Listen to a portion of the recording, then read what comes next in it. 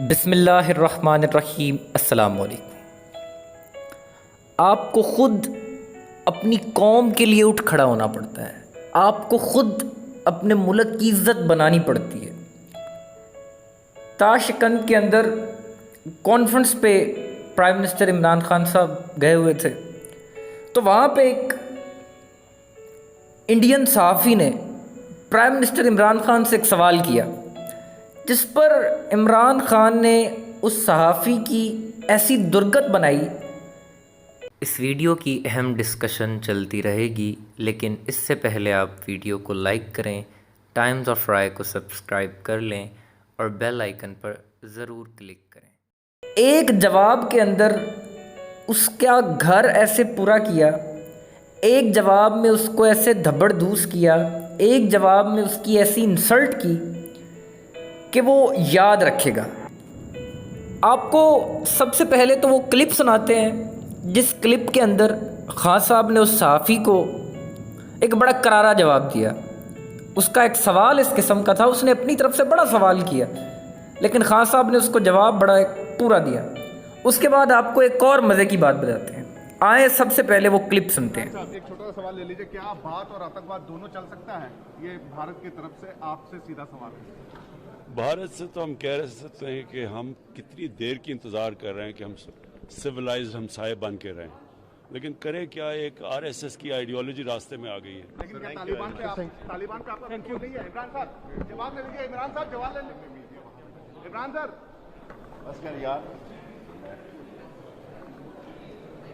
इमरान साहब जवाब ले लीजिए। सर आप पे आरोप लग रहे हैं। Thank you very much, please. Thank you. Don't push. Sir, thank you. Don't push. He is replying. PM Imran साहब, आप एक जवाब ले लीजिए। क्या तालिबान पे कंट्रोल नहीं है आपका? आप पे आरोप लग रहे हैं। Thank you very much, sir. Thank you. अब आप देखें इस क्लिप के अंदर उस सहाफ़ी ने क्वेश्चन बड़ा किया, जी आप तो ख़ुद ये चाहते हैं कि दोनों चीज़ें साथ साथ चलें, आतंकवाद भी साथ चले, ये भी मफाहमत वगैरह। खान साहब ने बड़ा पोलाइटली अंदाज के अंदर, आप खान साहब के एक्सप्रेशंस देखें कि बड़ा ढीला डाला सा, जी हम तो चाहते हैं लेकिन क्या करें, आरएसएस की आइडियोलॉजी बीच में आड़े आ जाती है। इसके बाद आप देखें कि उस सहाफ़ी को इतनी आग लगी कि मेरे साथ हुआ क्या है। वो खान साहब के पीछे दौड़ के गया, हत्ता कि शेख रशीद ने क्या, बस करो यार, शेख रशीद ने उसे कहा जाओ यार बस करो। अब देखें कि जब खान साहब इसका जवाब दे रहे थे, तो साथ एक हमारे आर्मी के जो जवान खड़े थे, उनके चेहरे पे आप मुस्कुराहट देखें। ये वो है जब आप अपनी तरफ से क्लियर होते हैं, अपने स्टांस पे कायम होते हैं कि अब हमारा स्टांस क्लियर है।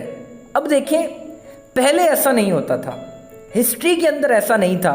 खान साहब ये जो ऐसी स्टेटमेंट्स दे रहे हैं बड़ी बोल्ड, ये आपको वाज़े करती हैं कि आपका एम्बिशन क्या है। कॉन्फ्रेंस के अंदर एक और बड़ी मज़ेदार बात हुई।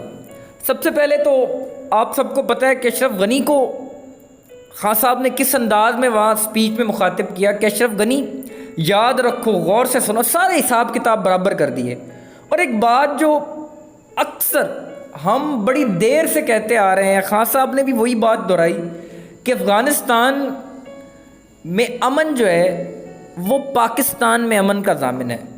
अब अगर अफ़गानिस्तान में अमन होगा तो फिर ही पाकिस्तान में अमन मुमकिन है। पूरे ख़ित्ते के अमन का ज़ामिन जो है वो अफ़गानिस्तान का अमन है। तो लिहाजा उस सहाफ़ी को भी फिर बड़ा करारा जवाब दिया। और इसके बाद एक और बड़ी मज़ेदार बात हुई कि कॉन्फ्रेंस के बाद क्या हुआ कि खान साहब प्राइम लीडर वहाँ मौजूद थे, तो बाकी जो ममालिक के फ़ॉरेन मिनिस्टर्स थे, जिसमें उज़्बेकिस्तान था, जिसमें रशिया था, जिसमें अफ़गानिस्तान था, अब इसके जो लीडर्स थे, जो इनके फ़ॉरेन मिनिस्टर्स थे, वो खान साहब से आके मिल रहे थे, हैंडशेक कर रहे थे। लेकिन जब बारी आई इंडिया के जयशंकर की, तो खान साहब ने उससे हैंडशेक नहीं किया। एक क्लियर मैसेज किया कि हम आपके बारे में क्या रखते हैं, कि हाथ मिलाना तक गवारा नहीं किया। यानी कि आपको आइडिया हो जाता है कि एक जब आप एक सीक्वेंस वाइज सबसे हाथ मिला रहे होते हैं, लेकिन आप एक बंदे को छोड़ देते हैं, तो आप इस बात का अंदाज़ा लगाएं कि उस इंसान के लिए वो किस कदर इंसल्टिंग चीज़ होगी कि सबसे इसने हाथ मिलाया लेकिन मुझसे हाथ नहीं मिलाया। तो मज़ेदार इससे भी ज़्यादा बात ये हुई कि खान साहब ने क्या किया, एक तो उससे हाथ नहीं मिलाया, दूसरा शाह महमूद कुरैशी साहब ने भी उससे हाथ नहीं मिलाया। दोनों ने, हमारे फॉरेन मिनिस्टर ने भी और हमारे प्राइम मिनिस्टर ने भी जयशंकर से हाथ मिलाना तक गवारा नहीं किया। क्योंकि आप देखें कि खान साहब को गुस्सा बड़ा है। एक तो बाकी जो मामला चल रहे हैं, इंटरनेशनल सिनेरियो जो चल रहा है कि हर तरफ से हम पे प्रेशर है। दूसरा, खान साहब को एक बात क्लियरली पता है कि इनको अफ़गानिस्तान का दुख क्या है। अफ़गानिस्तान के साथ तो इनका कोई बॉर्डर ही नहीं लगता। ये आ जाते हैं बड़े यहाँ मामे बन के आके बातें कर रहे होते हैं कि जी ऐसे कर लें ऐसे कर लें। इनको क्या पता अफ़गानिस्तान का दुख क्या है, इन्हें क्या पता अफ़गानिस्तान के क्या मसाइल हैं। अफ़गानिस्तान में अगर मामलात ख़राब होते हैं उनका डायरेक्टली असर पाकिस्तान पे पड़ता है, इंडिया पे कोई नहीं पड़ता। इसलिए एक तो खान साहब को ये था। दूसरा, जो इंटरनेशनली सिनेरियो बन रहा है इसमें आप देखें कि गवर्नमेंट जो पीटीआई की है अब आधे से ज़्यादा टेन्योर अपना पूरा कर चुकी है। माफिया ने एक वहाँ जकड़ा हुआ है खान साहब को। दूसरा, आपको पता है पिछले दिनों जो यूएई और सऊदी अरेबिया की लड़ाई हुई उसके अंदर भी आप देखें तेल की कल कीमतें इतनी राइज चली गई, एक वोट, जितने मतलब मसाइल हैं। तो खान साहब का गुस्सा जो है वो बनता है और वो गुस्सा झलक रहा है, वाज़ेह एक अग्रेसिवनेस आई हुई है मूड के अंदर। बहरहाल खान साहब ने लिताड़ के रख दिया उस एंकर को। उससे पहले अशरफ गनी को जो स्पीच के अंदर लिताड़ा, फिर एंकर ने एक जवाब दिया और बड़ा कमाल का जवाब था एंकर को कि आरएसएस की आइडियोलॉजी है वो आड़े आ गई है। हम तो चाहते हैं कि हम अमन से रहें, मुफाहमत पसंदी के साथ रहें, लेकिन आरएसएस की जो आइडियोलॉजी है वो इसके सामने आ रही है। आप देखें कि आरएसएस की आइडियोलॉजी है क्या। वो इंतहा पसंद को फेवर करते हैं, इंतहा पसंदी को प्रमोट करते हैं। उसमें अब जो मोदी है वो भी उसी चीज़ में जा रहा है, उनका जो मीडिया है उसको गोदी मीडिया कहा जाता है, वो भी उसी चीज़ में आ रहा है। ये सारी चीज़ें जो है ये वो आरएसएस की ही पॉलिसी है। उनकी पॉलिसी है कि जनाब पाकिस्तान के हमेशा एंटी रहा जाए।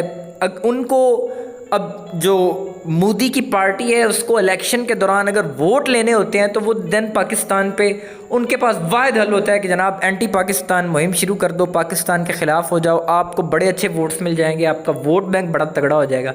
तो ये सारी बातें हैं, ये बातें खान साहब को पता है कि उनके हाथ पे चल क्या रहा है, आरएसएस का वहाँ कितना इन्फ्लुएंस है। तो बड़ा एक वेल मैनेज और बड़ा जामे जवाब था कि जी हम चाहते हैं हमारी तरफ से आज भी। और आपको याद होगा प्राइम मिनिस्टर खान साहब की जो पहली स्पीच थी उसमें भी कहा गया था कि इंडिया के साथ हमारे ताल्लुकात बड़े मुनसफाना हैं, हम मिल के गुर्बत मिटाना चाहते हैं, हम मिल के तरक्की करना चाहते हैं। लेकिन अगर ये चाहें तो, लेकिन वो चाहते ही नहीं। उनके अंदर वही एक अपना अखड़पन है, एक वही अपनी वो है। आप देखें आजकल मोदी का जो शक्लो शुबात है, उसने पूरी दाढ़ी रख ली है, वो पूरा एक ऋषि बन चुका है। वो पूरा चाहता है कि मैं इस धर्म का, इस हिंदुइज़्म को मैं ही लीड कर रहा हूँ, मैं इस हिंदुइज़्म को लेके आगे चल रहा हूँ। और ये बड़ा एक एंटी पाकिस्तान उनकी तरफ से मुहिम है जिसको खान साहब ने बड़े बखूबी जाना।